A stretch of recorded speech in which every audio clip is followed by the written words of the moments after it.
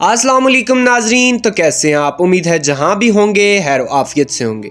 नाजरीन, ये सैफुल इस्लाम है, ज़मीन पर खुदाई का दावा करने वाले सबसे ताकतवर इंसान जो यूरोप में प्ले बॉय के नाम से मशहूर था। इसको सन 2006 में एक इसराइली अदाकारा से इश्क हुआ, जिसने इसी वक्त इस खूबसूरत मॉडल को लाखों डॉलर्स की ऑफर की और इसके जिस्म को अपने नाम कर लिया। मगर बेशक अल्लाह ताला की पकड़ बहुत ही सख्त है और इस कहानी में हमारे लिए गहरा सबक है। नाजरीन, लिबिया के बादशाह कर्नल कज़ाफ़ी का बेटा सैफुल इस्लाम इस कदर बासर शख्स था कि जब वो लंदन में था तो इसको शुमाली लंदन का एक घर पसंद आया।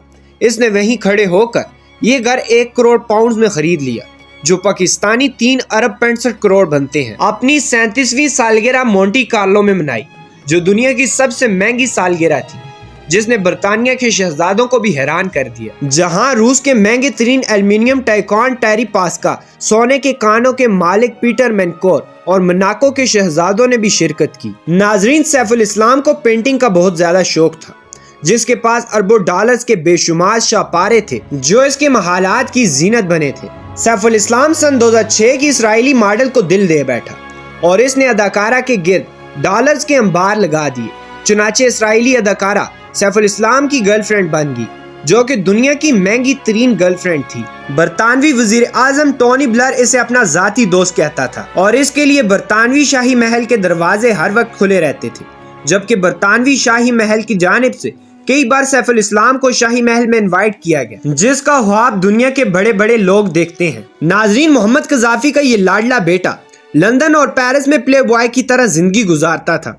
अपनी दौलत और ताकत की वजह से इसको दुनिया भर के कानून तोड़ने का बेइंतहा शौक था। एक बार पेरिस के शांग-लीजे रोड पर इसने 120 किलोमीटर फी घंटा की रफ्तार से अपनी फरारी कार चलाकर पूरी दुनिया को हैरान कर दिया। ये वो सड़क है जहां कोई भी इंसान 40 किलोमीटर फी घंटा की रफ्तार से तेज गाड़ी नहीं चला सकता, हत्ता कि फ्रांस का वजीर आजम भी। मगर सैफुल इस्लाम ने इस नामुमकिन को मुमकिन कर दिखाया, जबकि पेरिस की सिटी हुकूमत की तमाम तर कोशिशों के बावजूद सैफुल इस्लाम का चलान तक न कर सकी। नाजरीन, सैफुल इस्लाम लिबिया के इन्वेस्टमेंट अथॉरिटी का सरबराह था, जबकि ये अथॉरिटी दुनिया की किसी भी कोने में किसी भी वक्त 10 बिलियन डॉलर्स की सरमायाकारी कर सकती थी। दुनिया का ख्याल था कि ये कर्नल कज़ाफ़ी के बाद लिबिया का हुक्मरान होगा, जबकि सैफुल इस्लाम इस कदर बाअसर था कि अपने वालिद कर्नल कज़ाफ़ी को न्यूक्लियर प्रोग्राम तर्क करने पर भी इसी ने राजी किया। नाजरीन, सैफुल इस्लाम ने बल्गारिया के उस ग्रुप को भी अहम किरदार अदा किया था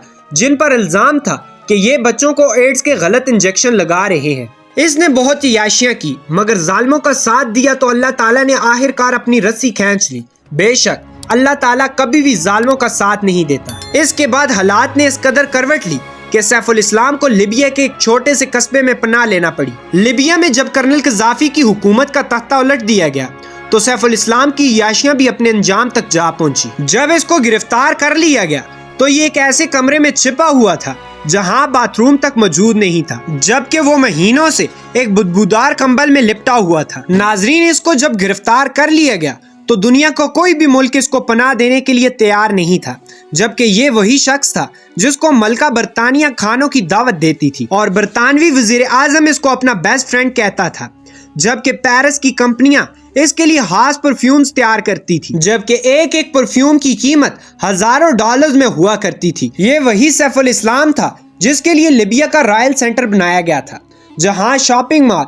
बेहतरीन अस्पताल और दुनिया के बेहतरीन सर्जन हर वक्त इनके खानदान वालों की खिदमत के लिए सर झुकाए हाजिर रहते थे। मगर एक वक्त ऐसा भी आया जब इसके हाथ की उंगलियां कट गई थी और खून रोकने के लिए पट्टी तक दस्तयाब नहीं थी, जिसने खड़े होकर लंदन में करोड़ों मालियत का महल 1 मिनट में अपने नाम कर दिया। इसके पास लेटने के लिए बिस्तर तक मौजूद नहीं था। मुसलसल 2 माह तक एक अंधेरी गार में रहा, जहां ये एक वक्त की रोटी के लिए भी तरसता था, जबकि इसी गार के बाहर एक बुदबूदार पानी का तालाब था जहां से ये पानी पीता था। ये वही सैफुल इस्लाम था जिसके लिए ब्राजील की एक कंपनी मिनरल वाटर तैयार करती थी, मगर अब वो ऐसा पानी पी रहा था जिसको इस्तेमाल करना जानवर भी पसंद नहीं करते। नाजरीन, ये वही सैफुल इस्लाम था जिसकी ये याशियां देखकर शहजादे भी हैरान होते थे, मगर जब इसकी बेबसी दुनिया ने देखी तो पूरी दुनिया हैरान रह गई।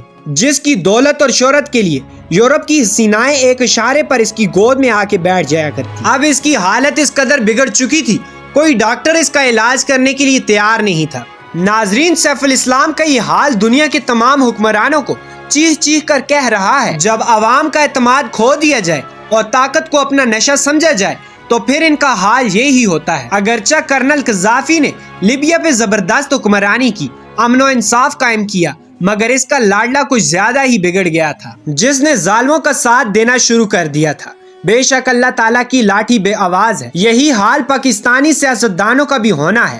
جس نے عوام کو رلایا، جس نے عوام کے حقوق پر ڈاکہ ڈالا اور خود جا کر دبئی، آسٹریلیا اور یورپ میں جا کر سیٹل ہوئے، ان کا حشر سیف الاسلام سے بھی زیادہ بدتر ہوگا۔ اللہ تعالیٰ سے یہی دعا کرتے ہیں، جس نے وطن عزیز اور 22 کروڑ عوام کو لوٹا ہے، اللہ ان کی ذلالت ہمیں بھی دیکھنا نصیب کرے۔ ناظرین، یہ تھی ہماری آج کی ویڈیو۔ اگر آپ کو یہ ویڈیو اچھی لگی ہو تو ہمارے چینل کو سبسکرائب کریں اور بیل کے آئیکن کو کلک کریں تاکہ نئی آنے والی ویڈیو آپ کو مل سکے۔ اللہ حافظ۔